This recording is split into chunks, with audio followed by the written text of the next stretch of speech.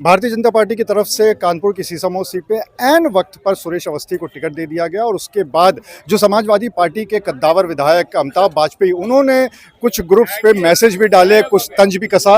उसी पे बात कर लेते हैं कि आखिर वो क्या तंज थे और उनका क्या कहना है। अमिताभ जी, सुरेश अवस्थी का टिकट हुआ, उसके बाद आपने कुछ ग्रुपों पे मैसेज डाला कि खुशी उसी से मांगो जो दे, या इस तरह का कुछ, और कुछ सुरेश अवस्थी के फेसबुक पेज का भी कुछ डाला था। क्या कहना चाह रहे थे? सुरेश अवस्थी का मैंने न डाला है, ना सुरेश अवस्थी बारे में जानते हैं। एक भाजपा के कद्दावर दलित नेता है राकेश सोनकर जी, उन्होंने अपना दर्द बयां किया था अपनी सोशल मीडिया हैंडल पर। तो उसको लेके मैंने उनको राय दी कि मांगो उसी से जो दे खुशी से। आपको बुला के सामने बैठा के हाथ जुड़वा के कोई अपमानित कर दे तो ऐसी जगह पर नहीं रहना चाहिए। तो मेरा जो भी उद्गार है मेरे भाई राकेश सोनकर जी के लिए हैं, चूँकि हम समाजवादी पार्टी के लोग पीडीए के साथ हैं। जो इनका नाम आपने लिया है उनके बारे में हमारा कुछ ज़्यादा कहना नहीं है।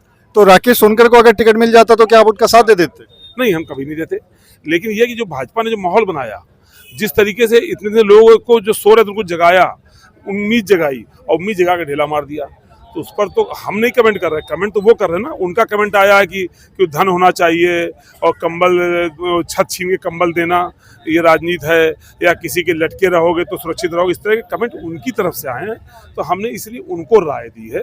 हम ये कभी नहीं कह सकते कि हम भाजपा के किसी प्रत्याशी को लड़ा सकते थे, लेकिन ये जरूर है कि अगर ये समीकरण होता तो कुछ ना कुछ मुश्किलात जरूर पैदा होती। मतलब आप ये कहने जा रहे हैं कि अगर राकेश सोनकर को टिकट मिलता तो कहीं ना कहीं आप लोगों के लिए भी मुश्किल हो सकती थी और बीजेपी का वोट बैंक बढ़ सकता था, ये कहना चाह रहे हैं? नहीं, अब तो जो होना तो हो चुका है, खुल के बात करते हैं। तो हमारा जो समीकरण था, जो अभी आपने लोकतंत्र इसमें देखा, लोकसभा के चुनाव में देखा, बड़ी संख्या में दलित समाज के लोगों ने इस लोकतंत्र को बचाने के लिए, संविधान को बचाने के लिए हमको वोट किया है। तो हमारा भी सॉफ्ट कॉर्नर है, उनका भी सॉफ्ट कॉर्नर, जिनके अधिकार छीने जा रहे हैं, लोकतंत्र जहाँ खतरे में है, जहाँ बेरोजगारी का असर है, जहाँ महंगाई का असर है, इन लोगों का हमारे प्रति संवेदना है, हमारी उनके प्रति संवेदना है।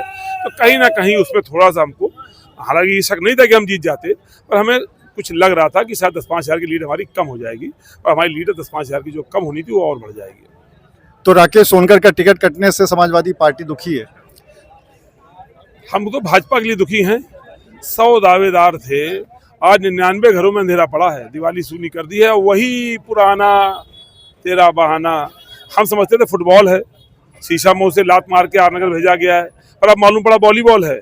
शीशामऊ से उछाला गया आरनगर में गिरा, आरनगर उछाला गया शीशामऊ में गिरा। तो ये उनके स्पोर्ट्स हैं, हम लोग स्पोर्ट्स नहीं है। ये हम लोग सीधा सीधा दोस्ती करते हैं, और सीधा सीधा का दोस्ती नहीं होती, सीधा बता देते हैं। ये उनका स्पोर्ट्स है, उन्होंने फुटबॉल और वॉलीबॉल उन्होंने बना रखा है, वो जाने।